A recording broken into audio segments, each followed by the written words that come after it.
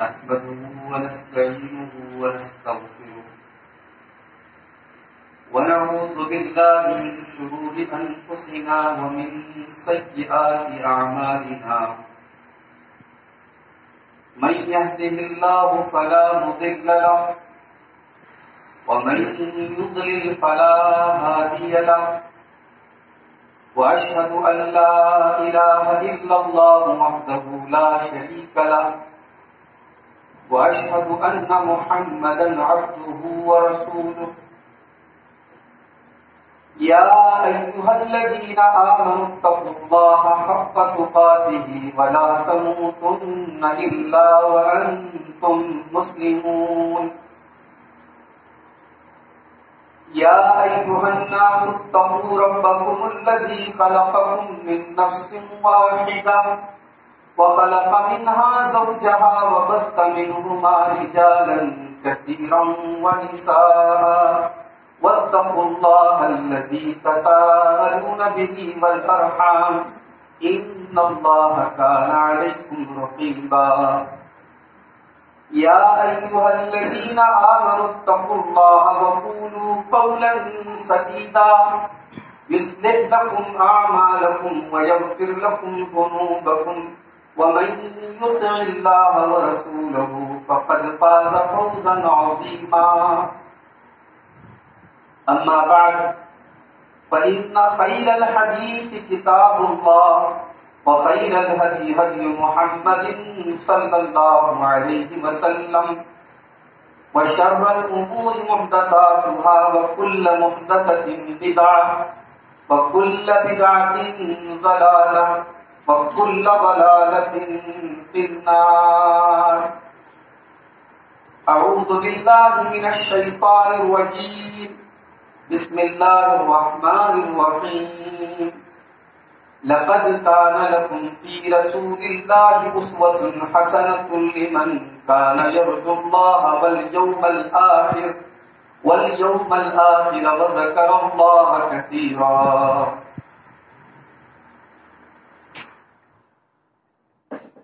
محترم حاضرین جمعہ، گزشتہ سے پیوستہ مسلسل 2 خطبہ جمعہ اللہ کے رسول صلی اللہ علیہ وسلم کی سیرت طیبہ کے موضوع پر آپ کے سامنے دیا گیا. حقیقت یہ ہے کہ اللہ کے رسول کی سیرت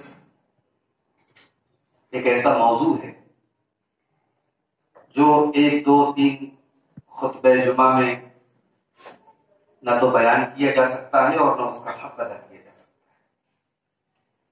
لیکن چونکہ میرا وعدہ تھا اور موضوع کا تقاضا بھی تھا کہ اس کو پورا کیا جائے، تو میں چاہتا ہوں کہ آج اس سلسلے کو مکمل کرتے ہوئے رسول اکرم صلی اللہ علیہ وسلم کی زندگی کا جو تیسرا دور تھا، ہجرت کے بعد سے لے کر کے وفات تک کا جو آپ کی زندگی کا دور ہے، اس پر آج کے خطبہ جمعہ میں اختصار کے ساتھ آپ کے سامنے روشنی ڈالی جائے. میرے بھائیوں، اللہ کے رسول صلی اللہ علیہ وسلم جب مدینہ آئے تو مدینہ آنے کے بعد سب سے پہلا کام آپ نے جو کیا کہ مسجد کی تعمیر کا کام آپ نے کیا. 2 یتیم بچے تھے، ان کی زمین خریدی گئی اور پھر اس زمین پر مسجد نبوی، اس دنیا کی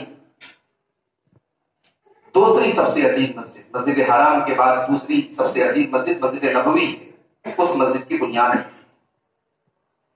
اور جب یہ مسجد تعمیر ہو رہی تھی، اللہ کے رسول صلی اللہ علیہ وسلم خود بنفس نفیس اس مسجد کی تعمیر میں شامل تھے.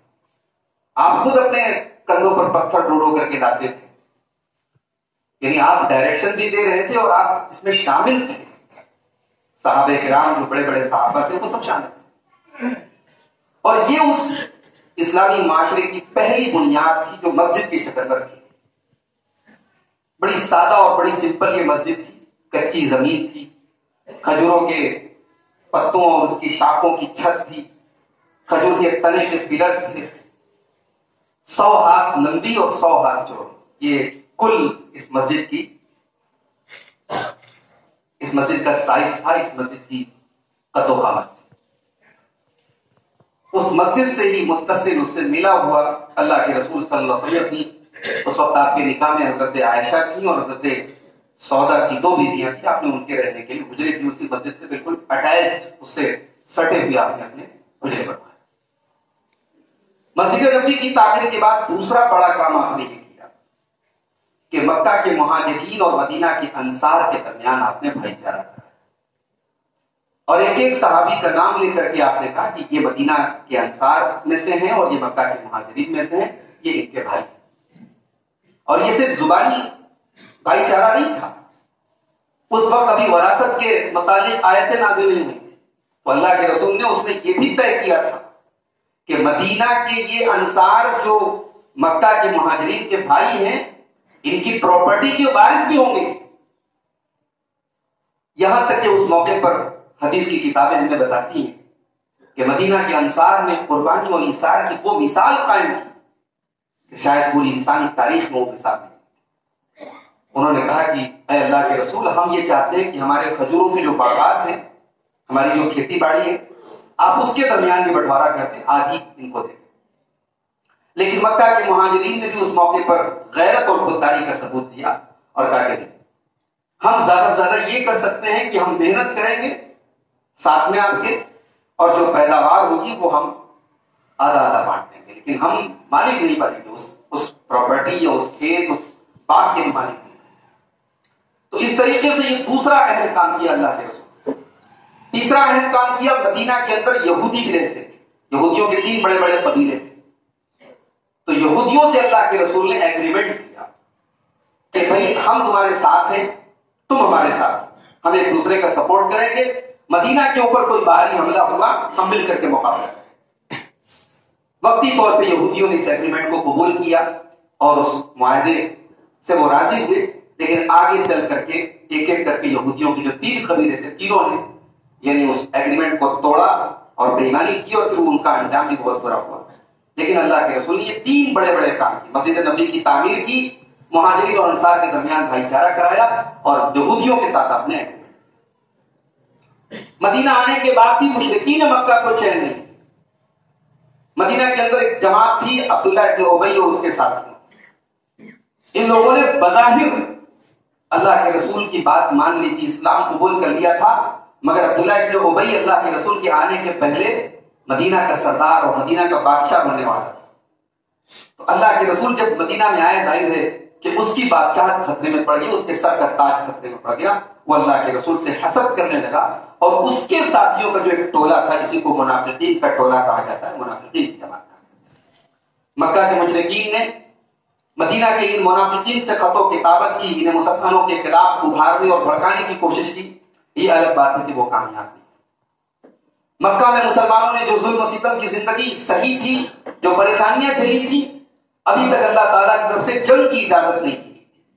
मदीना आने के बाद मुसलमानों के अंदर थोड़ी ताकत आई, तो अब अल्लाह ताला की तरफ से इजाजत दी गई कि तुम अपने डिफेंस के लिए तुम उनसे जंग कर सकते हो, उनसे लड़ सकते हो। उन्होंने तुमसे तुम्हारा माल छीना है, तुम्हारे वतन से तुमको निकाला है, तुम्हें दरबार से निकलने पर मजबूर किया है, तुम उनसे मुकाबला कर सकते हो। चुनांचे मुसलमानों और मुशरिकीन के दरमियान पहली जंग जो हुई वो रमजान सन 2 हिजरी में हुई, जिसको हम जंग बद्र कहते हैं। ये पहले लड़ाई की पोजीशन नहीं थी।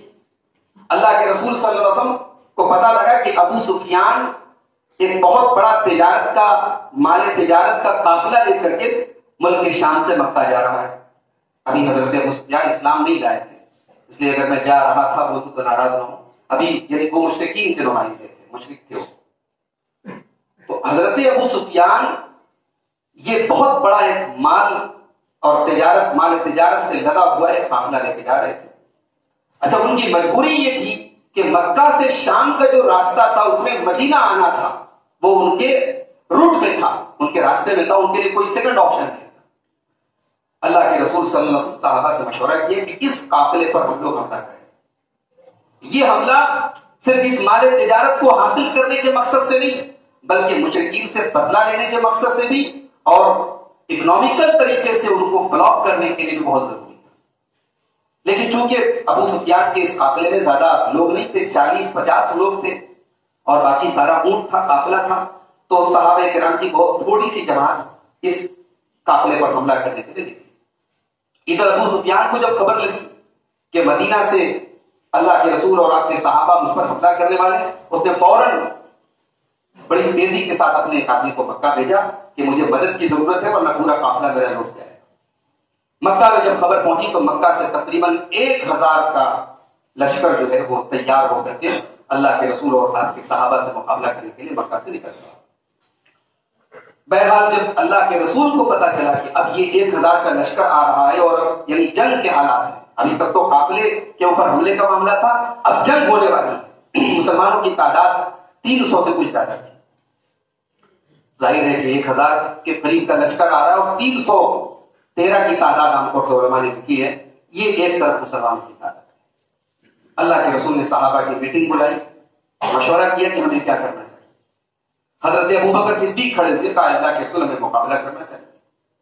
حضرت عمر فاروق کھڑے ہوئے، انہوں نے کہا بھی اللہ کے رسول ہم آپ کے ساتھ ہیں، آپ چلیں، جنگ ہوگی ہم دیکھیں گے، ہماری تعداد کم ہے لیکن ہم ایمان والے ہیں، اللہ کی مدد ہمارے ساتھ ہے، مقابلہ کریں۔ اس کے بعد حضرت مقداد ابن عمرو اٹھے، یہ تینوں صحابہ مہاجرین میں سے۔ اللہ کے رسول چاہتے تھے انصار صحابہ اپنے دل کی بات پیش کریں، اس لیے کہ اس فوج میں اکثریت ان کی 67 مہاجرین تھے، باقی سب انصار تھے، تو جنگ کی جو ذمہ داری تھی وہ انصار کے کندھوں پر تھی۔ حضرت سعد ابن معاذ کھڑے، کہا اللہ کے رسول شاید آپ ہماری بات جاننا چاہتے ہیں کہ ہم کیا کہتے ہیں۔ اے اللہ کے رسول ہم موسیٰ کے ساتھی نہیں ہیں۔ موسیٰ علیہ السلام کے ساتھیوں نے موسیٰ علیہ السلام سے کہا تھا اذهب انت وربك فقاتلا انا هنا قاعدون، کہ اے موسیٰ جا کے تم لڑو، تمہارا رب لڑے، ہم بیٹھ کے تماشا کریں۔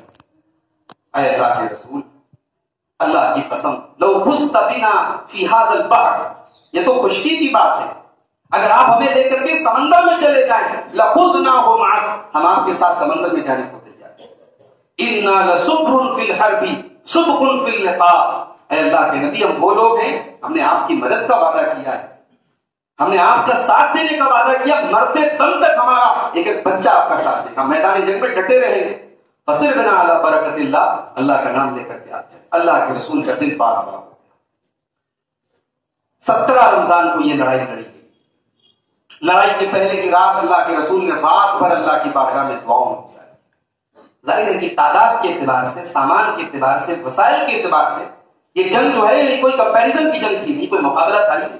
ایک طرف 300، ایک طرف 1000، ادھر صرف 2 گھوڑے، ادھر سینکڑوں گھوڑے تھے، اونٹ تھے، ہتھیار تھے، مسلمان کمزور تھے، ان کی تعداد بھی کم تھی۔ اللہ کے رسول نے رات بھر دعائیں، اور اس دعا میں ایک جملہ بڑا مشہور ہے، اللہ کے رسول نے دعا کی اللہم ان تہلک هذه العصابۃ لن تعبد فی الارض، اے اللہ اگر یہ مٹھی پر مسلمان ہلاک ہو گئے تو پھر اس سرزمین پر تیری عبادت کرنے والا کوئی نہیں۔ اتنا رو رو کر کے آپ دعائیں کر رہے تھے، اتنا گڑ گڑا رہے تھے کہ حضرت ابوبکر صدیق نے پیچھے سے آ کر کے اللہ کے رسول سے چمٹ گئے اور کہا کہ اللہ کے رسول بس کیجیے، اللہ تعالیٰ آپ کی ضرور مدد کرے گا، اللہ آپ کے سہارے کے لیے کافی۔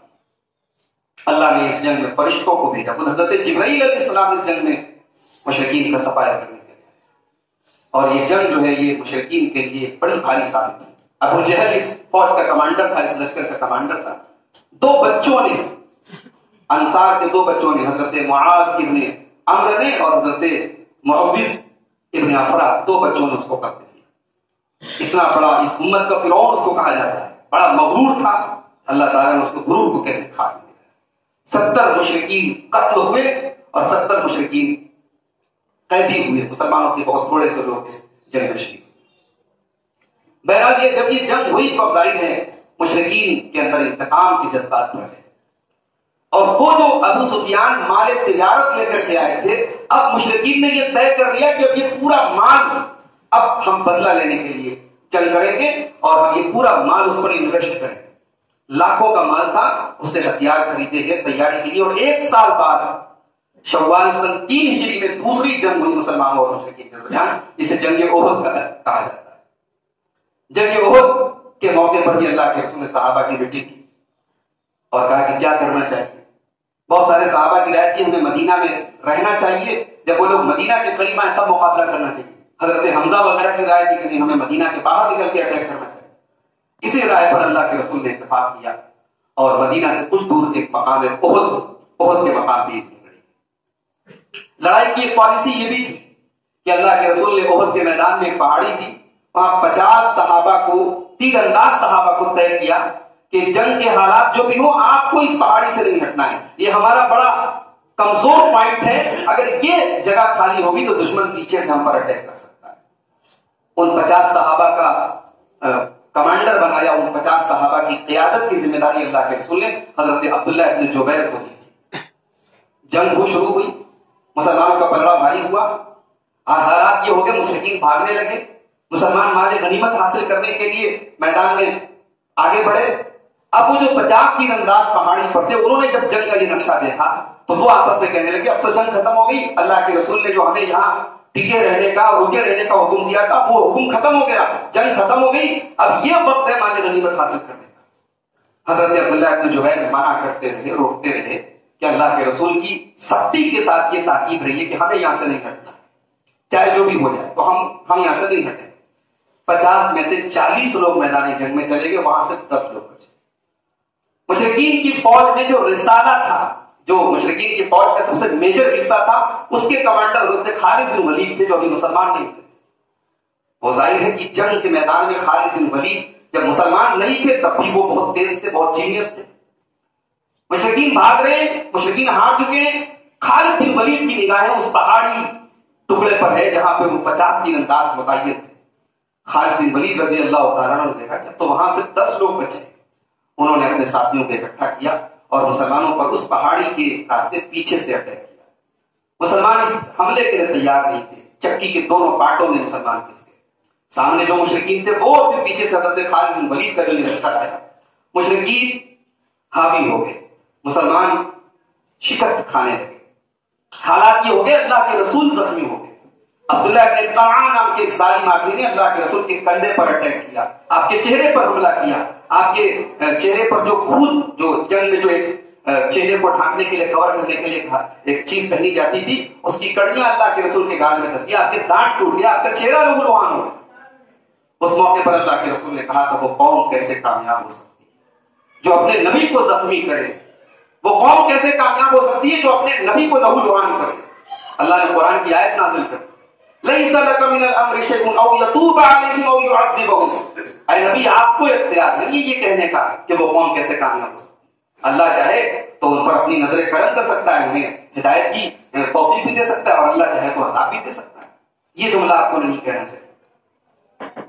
بہرحال اس افراتفری کے ماحول میں افواہ اڑ گئی، اللہ کے رسول شہید ہو گئے. جب اللہ کے رسول کی شہادت کی خبر اڑی بہت سارے صحابہ بھاگنے لگے.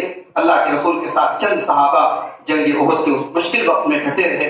بعد میں پھر باقی صحابہ بھی آئے لیکن 70 کے قریب مسلمان شہید ہو گئے اور مشرکین نے کئی لوگوں کی، کئی صحابہ کی لاشوں کی بے حرمتی کی. حضرت حمزہ رضی اللہ تعالیٰ عنہ اسی جنگ میں شہید ہوئے. حضرت مصعب بن عمیر رضی اللہ تعالیٰ عنہ بڑے عظیم صحابی تھے اور اللہ کے رسول کے سفیر تھے مدینہ میں، وہ بھی اسی جنگ میں شہید. جب جنگ ختم ہو گئی تو ابو سفیان نے مذاق اڑایا اور کہا کہ الحرب السجال، جنگ تو ڈول کی طرح ہوتی ہے، جیسے ڈول الٹتا پلٹتا رہتا ہے، بدل میں تم بھاری تھے آج ہم بھاری. تو اللہ کے رسول نے کہا نہیں، قتلاکم فی النار و قتلانا فی الجنہ، جنگ برابر کی نہیں ہے، تمہارے جو لوگ مارے گئے وہ جہنم میں جائیں گے اور ہمارے جو شہید ہوئے وہ جنت میں جائیں گے. پھر ابو سفیان نے نعرہ لگایا قولوا حبل، حبل کا مقام بلند ہو. تو ادھر سے اللہ کے رسول نے صحابہ کو تم نعرہ لگاؤ اللہ اکبر اللہ اجل، اللہ بڑا ہے اللہ بلند. تو بہرحال یہ جنگ ختم ہوئی. مسلمانوں کو ایک دھکا لگا مگر ایک سبق بھی ملا. ایک تو اس جنگ میں مسلمانوں کی فوج میں سے جو منافق تھے وہ الگ ہو گئے. اللہ کے رسول جنگ احد میں جب مدینہ سے نکلے تھے 1000 لوگ تھے، مگر راستے میں 300 منافق الگ ہو گئے کہ ہماری بات نہیں مانی گئی، ہم اس جنگ میں ساتھ نہیں تھے. تو منافقین کا اصلی چہرہ سامنے آ گیا. اور پھر رسول کی ایک نافرمانی اس جنگ میں کتنی بھاری پڑی، یہ سبق مسلمان. تو یہ دوسری بڑی جنگ تھی جو مسلمانوں اور مشرکین کے درمیان مدینہ کی زندگی میں لڑے. اس کے بعد یہودیوں کے کچھ قبیلوں نے اللہ کے رسول کے ساتھ غداری کی. اللہ کے رسول نے بہرحال ان کا مقابلہ کیا اور ان کو ان کے انجام تک پہنچایا. سن 4 ہجری میں غزوہ احزاب لڑی گئی. اس میں مشرکین کا بہت بڑا لشکر، جتنے بڑے بڑے مشرکین کے قبیلے تھے سب اکٹھا ہو گئے، اور یہودی بھی اس میں شامل تھے. 12,000 کا لشکر اور مدینہ کے اوپر اٹیک کرنے کے لیے یہ تیار ہو. اللہ کے رسول صلی اللہ علیہ وسلم اور صحابہ کے لیے بڑی نازک صورتحال تھی. قرآن کریم میں اللہ نے آیت نازل کی کہ یہاں یہ موقع تھا، ہنالک ابتلی المؤمنون وزلزلوا زلزالا شدیدا. غزوہ خندق کا وہ موقع تھا جب مسلمان ہلا دیے گئے. بڑی نازک صورتحال تھی، چھوٹی سی آبادی تھی مدینہ کے اندر مسلمانوں کی. پھر خود مدینہ کے اندر یہودیوں کا قبیلہ تھا بنو قریظہ، جو اللہ کے رسول کے ساتھ معاہدہ کر چکا تھا ہم آپ کا ساتھ دیں گے، مگر غزوہ احزاب کے موقع پر اس قبیلے نے بھی غداری کر دی تھی. سامنے سے 12,000 کا لشکر اٹیک کرنے والا ہے اور خود مدینہ کے اندر یہودیوں کا یہ قبیلہ غداری پر آ رہا ہے. اللہ کے رسول نے صحابہ سے مشورہ کیا. حضرت سلمان فارسی نے اس موقع پر یہ رائے دی کہ ہمارے یہاں جب ایسے حالات ہوں کہ ہم مقابلہ کرنے کی چھمتا نہیں رکھتے تو ہم خندق کھود دیتے ہیں تاکہ دشمن ہم تک پہنچ ہی نہ سکے. چنانچہ خندق کھودی گئی مدینہ کے باہر، جہاں سے مدینہ کی سرحد شروع ہوتی تھی وہاں خندق کھودی گئی. بڑی لمبی چوڑی خندق، بڑا آسان کام نہیں تھا. چٹانوں کو پھاڑ پھاڑ کے رس خندق بنانا، گہری اور لمبی خندق. صحابہ کرام اور اللہ کے رسول نے بھوکے پیاسے رہ کے فاقے کر کے پیٹ پہ پتھر باندھ کے وہ خندق بنائی. مشرکین کا جب لشکر پہنچا تو خندق کو کراس کرنے کی ہمت نہیں کر پایا، لیکن مقابلے کی بھی نوبت نہیں تھی.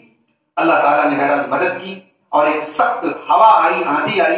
مشرکین کے جو کھیلے وغیرہ پہ ٹوٹ گئے، ان کی دیگیں الٹ گئیں، ان کے سب جانور بھاگنے لگے اور ان کو پھر اپنا پورا یہ لشکر وہاں سے لے کر بھاگنا پڑا. تو غزوہ احزاب میں کوئی باضابطہ مقابلہ نہیں ہوا، کوئی جنگ نہیں، بس تھوڑی بہت تیر اندازی، تھوڑی جھڑپ ہوئی. لیکن جب یہ لشکر مایوس ہو کر کے واپس لوٹا تو پورے عرب میں مسلمانوں کی ایک دھاک جمی، کیونکہ اس سے بڑا لشکر مسلمانوں پر اٹیک نہیں کر سکتا. غزوہ احزاب میں 12,000 کا لشکر اور مشرکین کے تمام قبیلوں کا لشکر اکٹھا ہو گیا. تو مسلمانوں کی ایک دھاک پورے عرب میں جم گئی اور اس کے بعد مسلمان اسلام کی تبلیغ میں بھی زور و شور سے لگے. سن 6 ہجری میں اللہ کے رسول نے خواب دیکھا کہ میں مکہ جا رہا ہوں، خانہ کعبہ کا طواف کر رہا ہوں، اپنے جانور کی قربانی کر رہا ہوں، اپنے بال کو مڑا رہا ہوں. آپ نے صحابہ کو یہ خواب بتایا اور کہا انشاءاللہ ہم عمرہ کرنے کے لیے مکہ جائیں. چنانچہ 1400 صحابہ کرام کو لے کر کے اللہ کے رسول مکہ سے عمرہ کرنے کے لیے. راستے میں جگہ پڑتی ہے حدیبیہ، وہاں پہ مشرکین نے روک دیا، کہا آپ کو مکہ میں انٹری کی اجازت نہیں ہے. مشرکین کی طرف سے بات چیت کرنے کے لیے پہلے عروہ بن مسعود ثقفی آیا. اس نے اللہ کے رسول سے بات کیا. اللہ کے رسول نے کہا کہ ہم لڑنے کے لیے نہیں آئے ہیں، ہم اپنے ساتھ کوئی ہتھیار وغیرہ نہیں لائے ہیں، جو تلواریں ہیں وہ میان کے اندر ہیں، ہم عمرہ کریں گے چلے جائیں.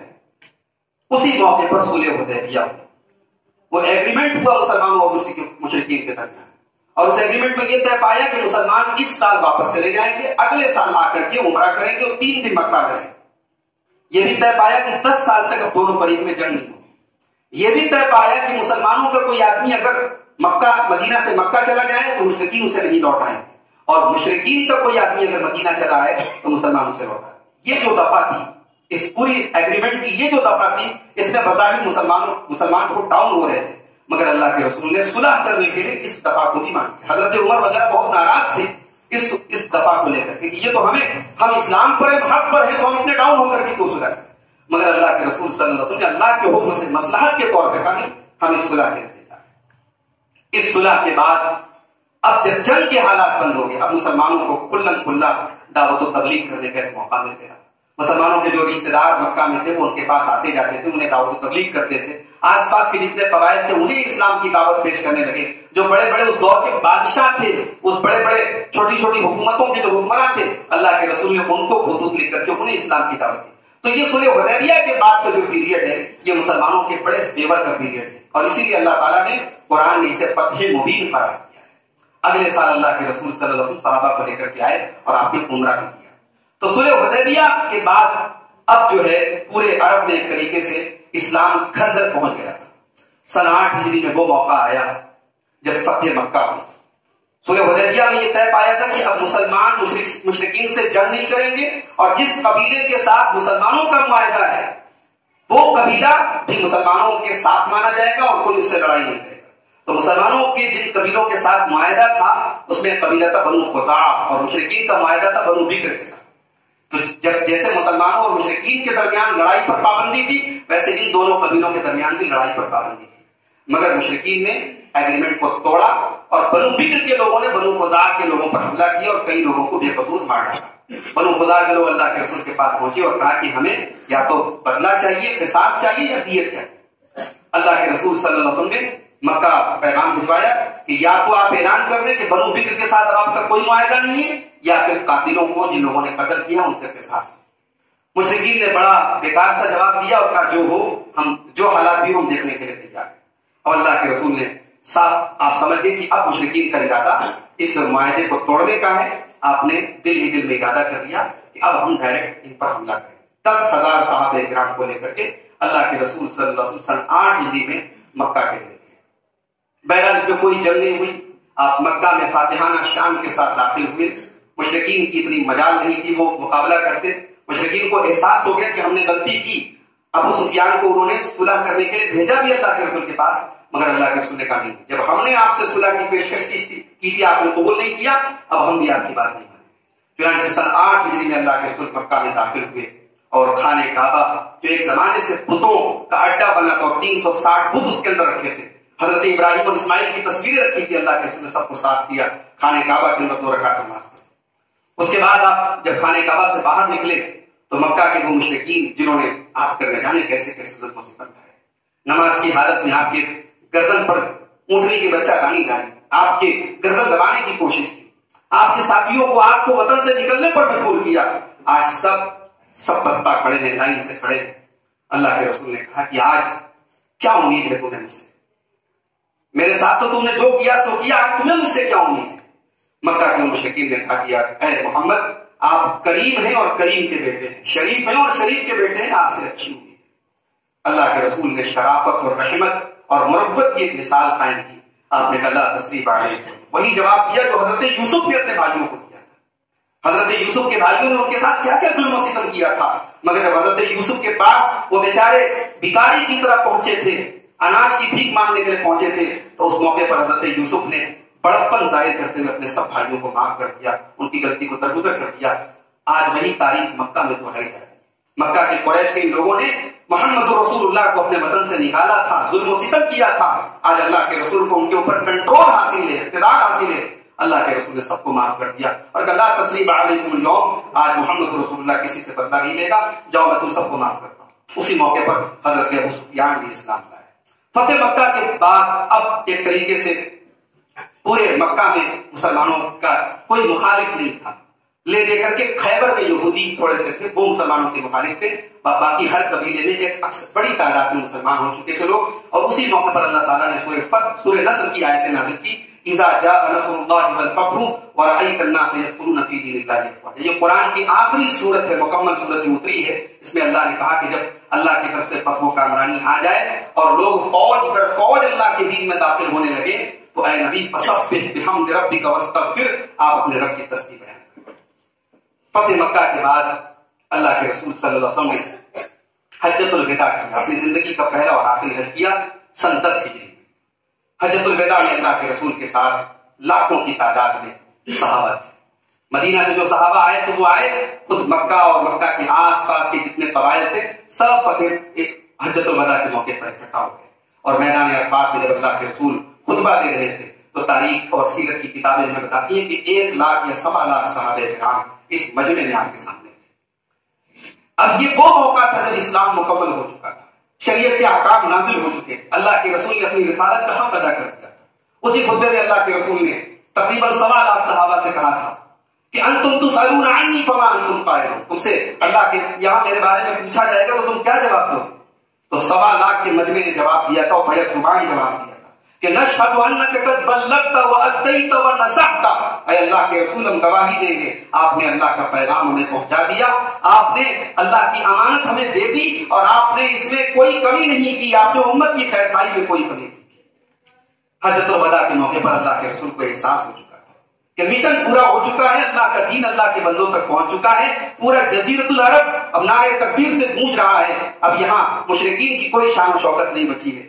تو حجۃ الوداع کے موقع پر اب بار بار یہ کہہ بھی رہے تھے کہ لوگوں مجھ سے حج کے مسائل سیکھ لو، آئندہ سال تمہیں محمد نہیں ملیں گے صلی اللہ علیہ وسلم، آئندہ سال امید ہے کہ میں تم سے پھر مل نہیں پاؤں گا۔ آپ کو احساس تھا اب میری وفات کا وقت قریب ہے۔ حجۃ الوداع ظاہر ہے کہ ذی الحجہ کے مہینے میں ہوا ہے، اور اس کے بعد محرم صفر ربیع الاول 2.5 مہینے کے اندر اللہ کے رسول کا انتقال ہو گیا۔ رجب معاف کیجیے صفر کے مہینے میں وفات سے چند روز پہلے اللہ کے رسول کی بیماری کا آغاز ہوتا ہے۔ ایک جنازے میں آپ شامل ہونے جاتے ہیں، واپسی لوٹتے ہیں تو سر میں درد ہونے لگتا ہے، یہ آپ کے مرض الموت کا آغاز تھا۔ بیماری کے ایام میں آپ کی خواہش تھی کہ آپ اپنی بیوی حضرت عائشہ کے گھر میں اپنے ایام گزاریں۔ تمام بیویوں نے آپ کو اجازت دی اور اپنی زندگی کے آخری ایام آپ نے اما عائشہ کے گھر میں گزارے۔ 17 ٹائم کی نمازیں اللہ کے رسول کی زندگی میں حضرت ابوبکر صدیق نے پڑھائی۔ جب بیماری اتنی زیادہ ہو گئی، سوموار کے دن آپ کا انتقال ہوا اور جمعرات کے دن مغرب کی نماز آپ نے آخری نماز پڑھا۔ عشاء کی نماز کے لیے آپ نے اٹھنا چاہا، بار بار بے ہوش ہو جاتے، نماز پڑھانے کی سکت نہیں تھی۔ آپ نے صحابہ کو حکم دیا کہ ابوبکر صدیق کو امام بنایا جائے، چنانچہ انہوں نے 17 ٹائم کی نمازیں اللہ کے رسول کی حیات میں پڑھائی۔ سوموار کے دن، دوشمبا کے دن چاشت کا وقت تھا جب اللہ کے رسول صلی اللہ علیہ وسلم کا انتقال ہوا۔ انتقال کے پہلے آپ نے امت کو جو نصیحتیں کی، اس میں ایک انصار صحابہ کرام کے ساتھ حسن سلوک کی تاکید کی، غلاموں اور لونڈیوں کے ساتھ حسن سلوک کی تلقین کی، نماز کی پابندی کے بارے میں لوگوں کو تاکید کی، قبر پرستی کے فتنے سے امت کو روکا۔ اللہ کا نبی جب دنیا سے جا رہا ہے، کوئی پراپرٹی، کوئی دولت، کوئی دنیا کا عیش و آرام چھوڑ کے نہیں جا رہا ہے۔ اللہ کے رسول دنیا سے جا رہے اس حال میں کہ آپ کی ذرا ایک یہودی کے گھر میں گروی رکھی، اس حال میں جا رہے ایک ٹوٹا پھوٹا کمزور سا کچا سا مکان ہے جس میں آپ کی بیویاں رہتی ہیں۔ آپ نے اپنی بیویوں کے لیے، اپنے نواسوں کے لیے، اپنی بیٹی کے لیے کوئی پراپرٹی نہیں چھوڑی۔ یہ اس بات کی علامت اور دلیل ہے کہ آپ اللہ کے سچے رسول تھے۔ کوئی دنیا دار انسان ہوتا وہ دنیا میں اپنی زمین جائیداد، جس کو اتنا اختیار ملا ہو، اتنا پاور ملا ہو، اتنے چاہنے والے ملے ہوں، اور نہ جانے کیا کیا بنا تھا، مگر آپ اللہ کے سچے رسول تھے۔ آپ نے اپنی دنیا کے لیے کچھ نہیں بنایا، بلکہ آپ کو وفات کے پہلے اللہ تعالیٰ کی طرف سے یہ اختیار بھی دیا گیا تھا کہ اگر آپ چاہیں تو کچھ دن اور آپ کو دنیا کی نعمتیں مل جائیں، دنیا کی زندگی مل جائے، مگر آپ نے اللہ کے پاس جانے کو قبول کر لیا۔ وفات کے پہلے آپ کی زبان پر جو الفاظ تھے، اللہم بالرفیق الاعلیٰ، اے اللہ تو سب سے اعلیٰ رفیق ہے، تو اپنی رفاقت میں مجھے بلا لے۔ اللہ کے رسول کی وفات 12 ربیع الاول سن 11 ہجری کو سوموار کا دن تھا۔ وفات کے بعد پورے مدینہ میں ظاہر ہے کہ ماتم اور صدمے کا ماحول تھا۔ آپ کی بیٹی حضرت فاطمہ کا برا حال تھا، آپ کی بیویوں کا برا حال تھا۔ حضرت انس کہتے ہیں اللہ کے رسول جس دن مدینہ آئے اس سے زیادہ روشن دن کوئی نہیں تھا، اور جس دن اللہ کے رسول کی وفات ہوئی اس دن سے زیادہ تاریخ کوئی دن نہیں تھا۔ آپ کی جنازے کی نماز کسی امام نے نہیں پڑھی، جماعت سے نہیں پڑھی۔ آپ کے کمرے میں جتنی جگہ تھی اتنی تعداد میں لوگ آتے، 4-5 جتنے لوگ آپ آتے تھے، انڈیویجولی الگ الگ لوگ اپنی اپنی جنازے کی نماز پڑھتے تھے۔ آپ کو نہلانے میں، آپ کو قبر میں اتارنے میں آپ کے اہل بیت، آپ کے گھر کے لوگ اور آپ کے خاص جو صحابہ تھے، آپ کے غلام تھے، حضرت شکران کا نام آتا ہے، حضرت اسامہ بن زید کا نام آتا ہے، حضرت علی کا نام آتا ہے، حضرت عباس اور ان کے بیٹوں کا نام آتا ہے۔ ان لوگوں نے آپ کو نہلایا۔ نہلانے کے ٹائم بھی لوگ صحابہ کرام کنفیوز ہو گئے کہ آپ کا کپڑا کیسے اتارے۔ اللہ کی طرف سے ایک فرشتے نے آواز دی کہ اللہ کے رسول کا کپڑا نہیں اتارا گیا۔ اسی حال میں آپ کے بدن پہ کپڑا تھا، کپڑے سمیت آپ کو غسل دیا گیا، آپ کو 3 سوتی چادروں میں کفنایا گیا، اور بدھ کے روز آپ کو آپ کی اسی حجرے میں جہاں آپ کی وفات ہوئی تھی آپ کو دفنایا گیا۔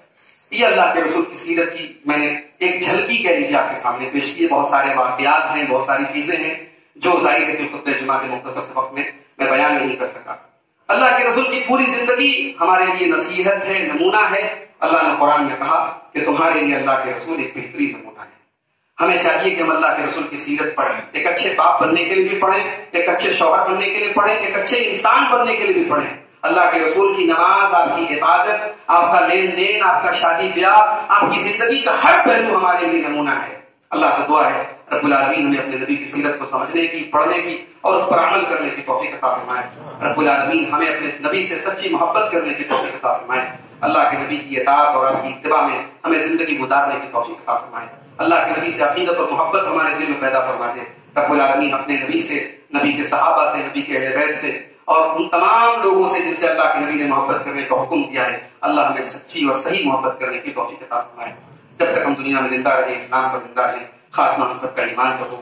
ملک کے بعض حصوں میں فساد کی خبریں بھی آ رہی ہیں، تریپورہ کے بارے میں خبریں آ رہی ہیں، تصویریں آ رہی ہیں کہ وہاں مسلمانوں پر بڑے ظلم کھائے جا رہے ہیں۔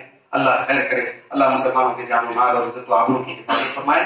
اللہ تمام فسادی اور ظالم لوگوں کو ان کے انجام تک پہنچائے، اور اللہ ہمارے ملک کے امن اور سکون کو برقرار رکھے، آمین۔ وآخر دعوانا الحمدللہ۔